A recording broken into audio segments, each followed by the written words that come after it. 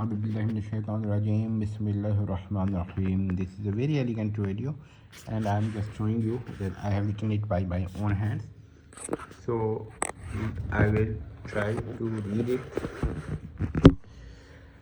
There must needs exist a certain created being which standeth as the first of all created beings following the eternity per ante. Let this being be called Alpha or Alpha. This Alpha is that which God hath created as it as his first creation, and by virtue of thereof it is necessarily the first among all created things, whatsoever its nature or constitution may be. Now listen, from this it followeth that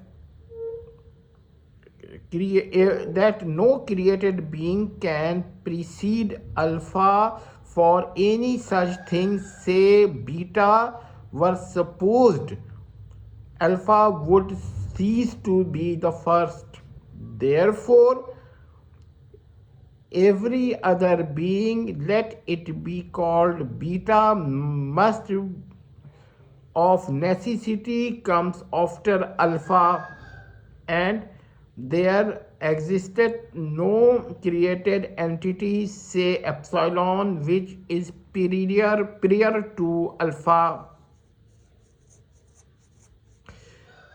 Therefore, Alpha may rightly be denoted in the following determinations.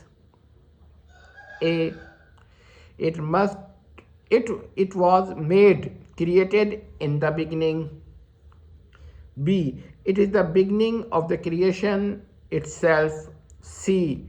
In a manner of speaking, it may be termed as the ALPHA of all created reality, since it is the first thing created by God. Thus, this formulation establisheth a well-founded order within creation, showing the primacy of Alpha and the proper sequence of all created beings, whilst proving a natural as well as logical foundation, and providing a basis for understanding beginnings, first causes, and the metaphysical structure of the universe.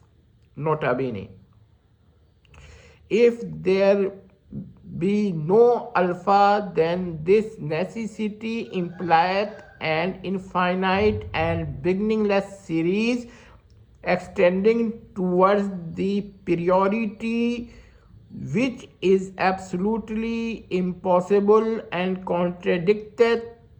doth contradict the very notion of the first creation. So if there is an Alpha, and logically there must be an Alpha, then it is in the beginning.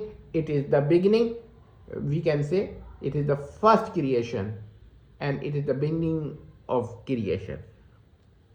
Hope that this will solve all the problems.